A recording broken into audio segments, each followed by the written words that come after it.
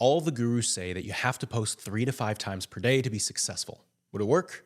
Maybe, but that's for more experienced creators with way more time on their hands that can do all of this way faster, with quality and with help.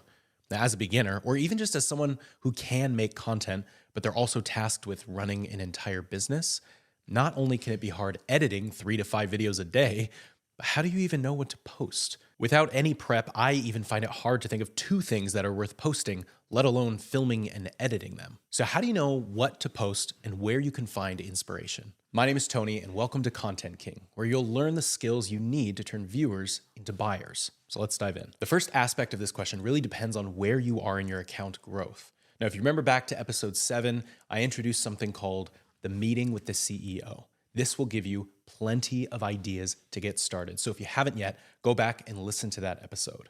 Now, beyond that, there are actually 3 content pillars I stick to when creating content to sell anything on social media. And those are grow, give, and gold. And they're named based on the goals we strive for when making them. And they somewhat correspond to the top, middle, and bottom of funnel content if you're familiar with the general marketing funnel. In the grow category, your goal is to grow your following. I mean, in the end, the larger your audience, the more people you have to sell to. So our grow category content should focus on what gets people's attention and what will inspire them to act. So getting their attention with a great hook or trend, and then giving them enough value to where they listen when you tell them to follow your account. These should be posted primarily on Reels, TikTok, Facebook Reels, YouTube Shorts, things like that. Now, the next category is the give content, in which we'll continue to give value without really asking for anything major in return. And the reason why this is so important is because something needs to happen in between them finding out about you and them buying from you, and it all comes down to trust. Right now, they have no reason to trust that you are worth investing in, so our give content is what accomplishes that. Just teach them, change their beliefs, sell them on new ideas and behaviors. This, in my opinion, is where most of the hard sales work happens. And these you can post on all areas from Reels to TikTok to Instagram stories to TikTok stories. And then lastly, we have the gold category. Now, this is simple. Make videos convincing people to buy your stuff, as in you receive gold or currency, like gold sales. You get it. Now, if we do the first 2 right, these will be the easiest ones to make, and it's all because of value, right? In the beginning, you should never give away value expecting something in return, or you'll get frustrated when you don't see any return or new followers for weeks. The winners in this game keep providing value to their audience without asking for anything major in return, and eventually, people are begging to buy their stuff. And by value, I mean transform your audience's belief around something valuable, something that can address a pain point or improve their life somehow. So when you're starting off, remember, people don't care about you, so don't make it about you, at least not yet. They only want your knowledge and experience, which is fine because you basically only want their attention and money. So it kind of works out. So now that we know what type of content we need to create, where do we get ideas on topics? Well, first, scroll through TikTok to see if anything inspires you. I do this all of the time, where I'll see someone post a video on a certain topic that relates to my niche, maybe a topic that my audience would probably really like to hear my take on, and I film a video on it. And stealing the topic isn't really stealing at all. For example, if someone posts a video talking about their content strategy, I can post one about that too, because my strategy will be completely different to theirs. Once again, episode 7 on the meeting with the CEO,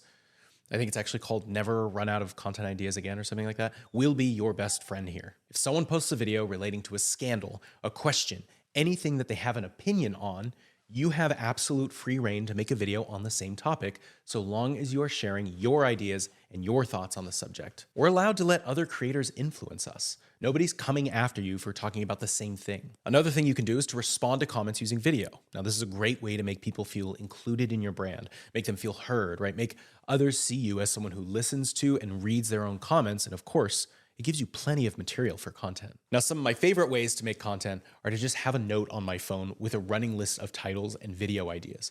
Trust me when I say that if inspiration strikes and you have an idea, you can't tell yourself that you'll just write it down later, because you will forget later, I promise you. So every time I have an idea of content, I just jot down as much as I can in my notes app and I am on my way. And I pull at least 1 piece of content per day from this ongoing list. And even though it's common advice, I actually got this idea from the queen herself, Taylor Swift. I remember she was being interviewed back when she released her Speak Now album, and somebody asked her what success looked like.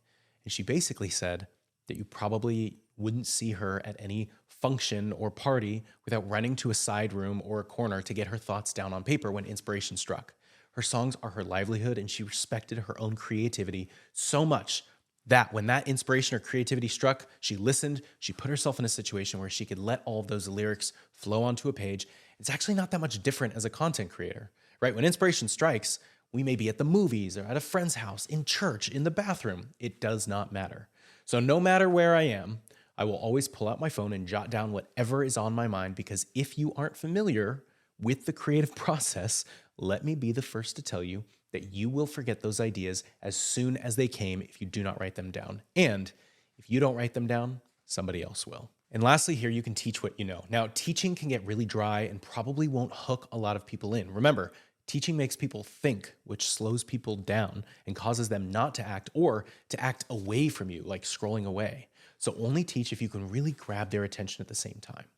Now, with the 4 strategies I just mentioned, you'll be able to fill your content calendar in no time. And if you forgot, they were to share your take on a post that you saw, respond to a comment using video, have a running list of ideas to add to when inspiration strikes, and draw from your expertise to your field by teaching. However, you must fit each of these videos into the Grow, Give, and Gold framework in order to nurture your audience from a viewer to a buyer. So ask yourself, what are my mentors or my competitors making content about?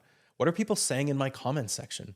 What are people saying in my role models or my competitors' comment section? Are they suggesting any topics or asking any questions that I might have thoughts on? Is there news dropping in my niche that you can inform people on or give your 2 cents? Have you experienced something, figured something out, or done something in your content or niche that could help someone or save them time? And lastly, I just want to point out that nobody cares what you post.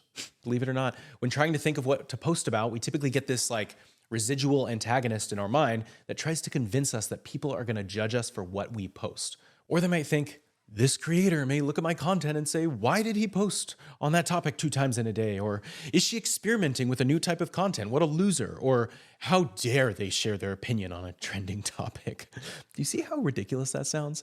So when you're trying to think of ideas, just repost old videos, make videos sharing weird opinions, test the same video twice, but change the color of the text.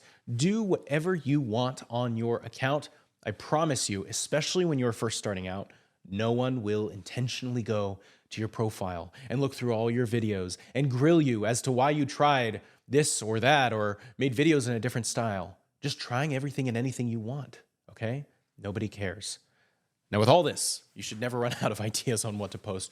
But when all else fails, I like to go to the most successful person in my niche, read their comments on the most viral or recent video, and see if there are any questions I can answer. And it works for me every time I have a creative block. Now, if you're new here, my name is Tony, and I help entrepreneurs create content that attracts new clients.